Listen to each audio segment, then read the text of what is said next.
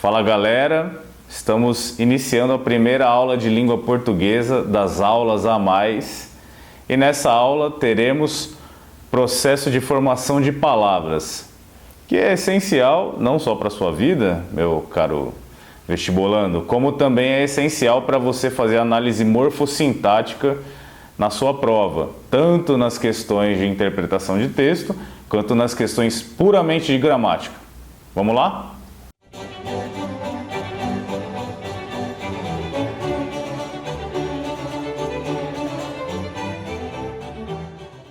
Bom, galera, como eu falei anteriormente, o processo de formação de palavras é um tópico essencial para a sua prova.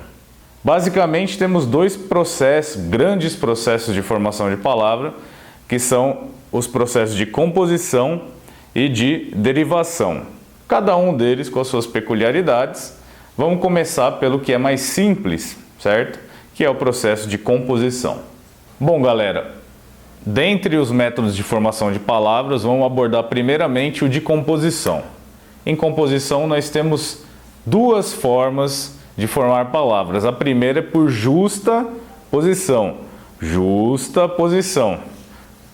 Compreenderam? É até necessário que a gente pontue isso daqui. Não é à toa que essas palavras estão juntas, ok?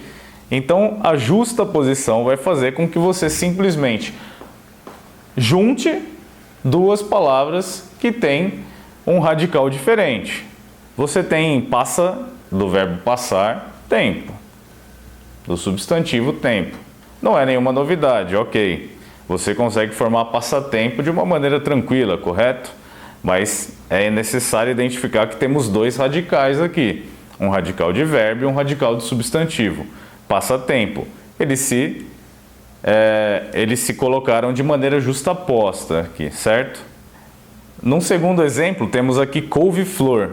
Veja bem que couve-flor é formada a partir da raiz de couve, que não derivou de maneira alguma. Couve é um substantivo e flor é outro substantivo. Então temos aqui a justa posição de dois substantivos, correto? Então, em couve-flor temos dois radicais de substantivos se colocando de maneira conjunta. Isso é justamente a justa posição. Eles se colocam de maneira igual e formam uma palavra. Tanto passatempo quanto couve-flor são apenas uma palavra. Temos como último exemplo aqui necessário girassol, que tem como base o verbo girar e o substantivo sol. Não é novidade para ninguém aqui e tal. Mas eles se colocaram de maneira justaposta. E aí você me pergunta, meu querido, então, professor, e esse S aqui? E esse S aqui, meu querido, é que se a gente não colocasse esse S, veja bem, teríamos girassol, uma palavra conjunta sem um S. Ou seja, um S logo depois de uma vogal. Como que isso seria pronunciado? Girasol?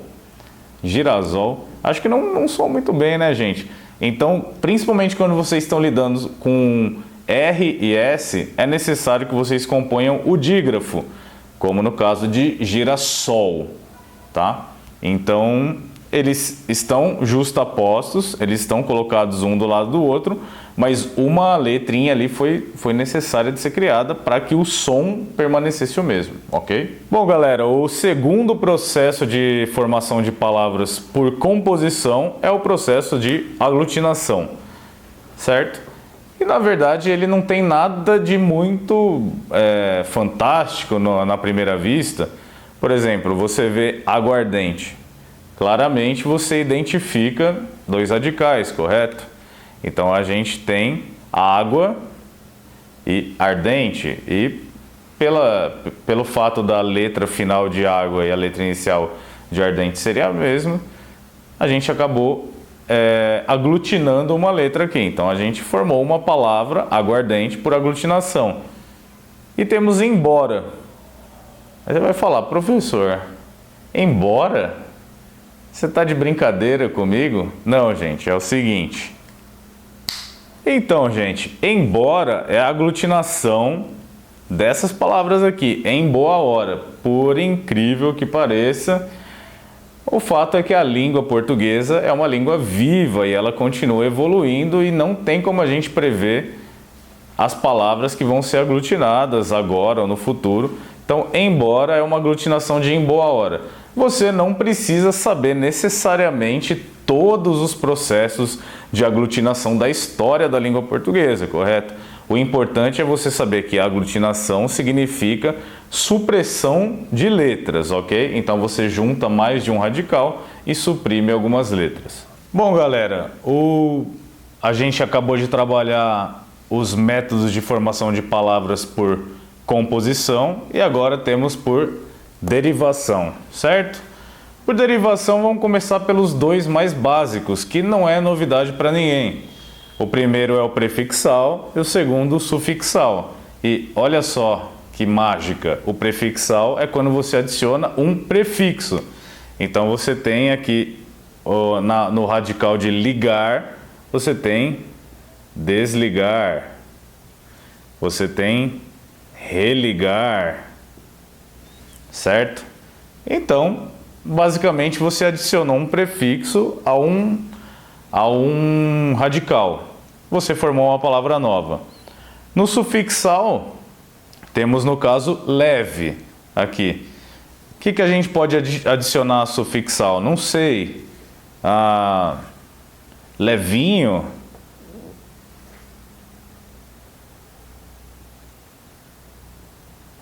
Levíssimo, talvez.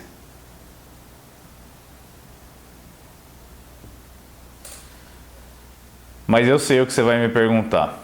Professor, mas você comeu uma letra de leve para formar levíssimo. Isso não seria uma composição por aglutinação? Não seria, cara pálida. Não seria pelo seguinte. Porque não seria uma composição por aglutinação, porque inho e íssimo não constituem radicais, não constituem palavras isoladas. Claramente, eles têm a intenção de formar um diminutivo. Então, o fato de você cortar uma letra da palavra não determina uma composição por aglutinação, e sim compõe um sufixo, correto? Então, o que eu digo é, não importa se você perde uma letra ou não. O que você precisa identificar é se o que complementa o seu radical é um outro radical ou um sufixo. Bom, pessoal, num segundo momento é necessário diferenciar a derivação prefixal e sufixal, isso mesmo, ao mesmo tempo. Prefixal e sufixal, é necessário diferenciar isso da derivação parasintética, ok? Então, a derivação prefixal e sufixal, como é previsto, tem um prefixo e um sufixo. E a parasintética também. E aí você fala, professor, mas onde está a diferença disso? Galera, na derivação prefixal e sufixal, se você separar o prefixo e o radical e o sufixo, você gera palavras válidas, como por exemplo, infelicidade gera infeliz e também gera felicidade. No caso da derivação parasintética, apesar de você ter um prefixo e um sufixo, o que acontece se você separar? Você gira em pobre, que não é uma palavra da língua portuguesa, e gera também pobrecer, que também não é uma palavra da língua portuguesa. Então, apesar dos processos serem parecidos, vocês precisam separar, vocês precisam diferenciar o processo pela questão da formação de palavras isoladas entre prefixo e sufixo. Se você conseguir formar palavras isoladas, ótimo, ela é prefixal e sufixal. Se você não conseguir formar palavras isoladas, ela é parasintética. Galera, um outro caso importante de derivação é a derivação regressiva, que apesar de ter um nome pomposo, não é tão complexa assim. A derivação regressiva, basicamente, é quando você tem uma palavra que ela foi diminuída a partir do seu radical original. Como no caso, a gente tem beijo, que é derivado de beijar, ou compra, que é derivado de comprar. Aí você vai me perguntar, professor, como eu sei se a palavra original é beijo ou beijar, se é compra ou comprar? No caso de substantivos e verbos, é interessante perceber que se a palavra denota ação, provavelmente a palavra original é um verbo. E aí você tem um substantivo derivado dela. Quando você fala, professor, eu vou dar um cato naquela mina. Isso é uma derivação regressiva a partir do verbo catar, ok? Mas a derivação regressiva não depende exclusivamente de substantivos e verbos. Ela pode ser variada. Como eu falei, a derivação regressiva é a diminuição de uma palavra a partir de um referencial, de um radical original. Por exemplo, quando você vai comer comida japonesa com a sua mulher, com a sua namorada, com o seu cato, você fala assim, vamos comer japonês, ou você fala, vamos comer um japa aí.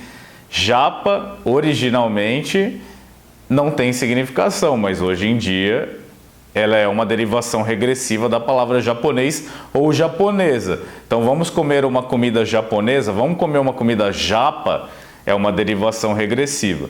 Logo, então a derivação regressiva, como vocês compreenderam, é a partir do referencial original você forma uma palavra menor. Isso é relativamente simples, ok, galera? Um outro tópico é a derivação por hibridismo. E como a palavra hibridismo sugere, algo como mistura, como fusão, né? Temos na derivação por hibridismo palavras que vêm de radicais de origens ou de línguas diferentes. E aí você vai me perguntar, professor, como que eu vou saber isso? Eu entendo, é difícil mesmo. Dá uma olhada aqui, por exemplo. Por exemplo, galera, burocracia. Não sei como se fala direito isso, mas vem do francês. E cracia, como bem sabemos, vem do grego. Monocultura, temos a junção de um radical grego com um latino. Sociologia, temos de novo a junção de um grego com um latino, só que no inverso. Ou seja, hibridismo, é importante que vocês saibam que ele existe e é importante que vocês saibam que ele é um método de derivação para a formação de palavras, mas ele hoje em dia não é muito requisitado, ok? Pessoal, o último caso de derivação no processo de formação de palavras é a derivação imprópria, e esse é um caso muito importante, ok? Esse vai aparecer com constância nas provas de vocês, porque ele é um caso que envolve realmente morfologia e sintaxe. O que isso quer dizer? Por exemplo, você pega a palavra olhar. Olhar, claramente, é um verbo, ok? A ação de olhar é um verbo. Você pega a palavra velho, claramente ela é um adjetivo.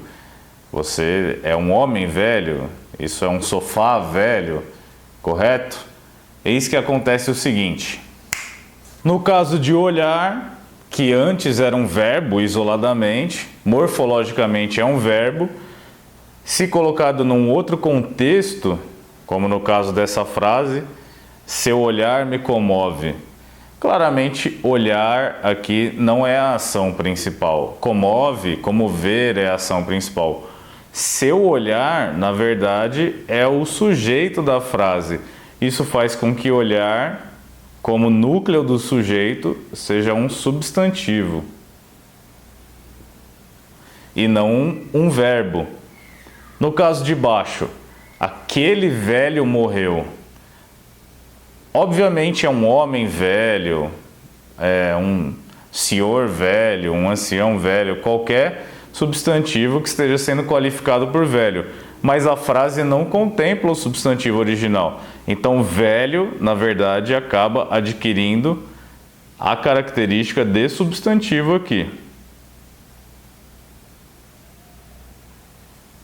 Portanto, a derivação imprópria vai ser essencial para você fazer uma boa análise morfossintática do texto que você estiver lendo, ok? Então fique atento. Não necessariamente as características morfológicas vão definir as sintáticas.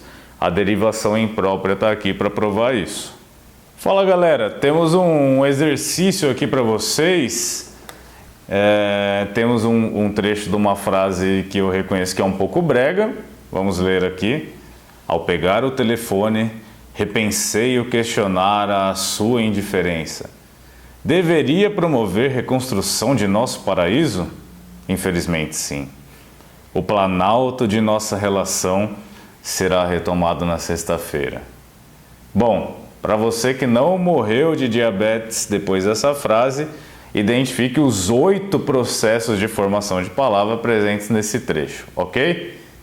Bom, galera, então temos aqui nesse trecho, em primeiro lugar, telefone, que é um caso de hibridismo. Como falamos anteriormente, é um caso que não vai ser muito comum, mas é interessante pontuar como ele se mescla dentro da nossa língua, correto? Então é o caso de hibridismo, tele e fone são de radicais diferentes. Repensei, claramente, é um caso de prefixação, correto? Junto com o verbo pensar. Temos questionar como um caso de derivação imprópria. Eu repensei o questionar. O questionar é objeto de repensar.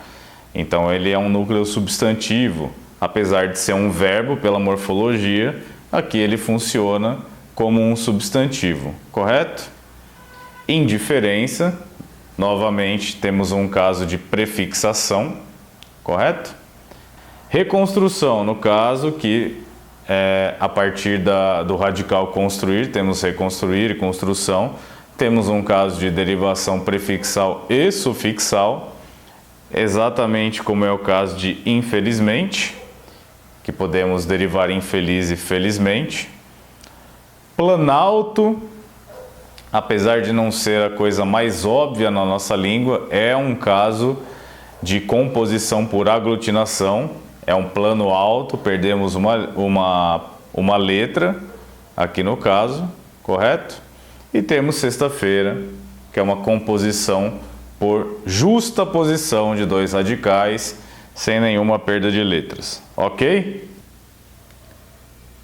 Bom, galera, essa foi a lição das aulas a mais sobre processo de formação de palavras, ok? Então aqui tivemos, recapitulando, processo de formação por composição e processo de formação por derivação.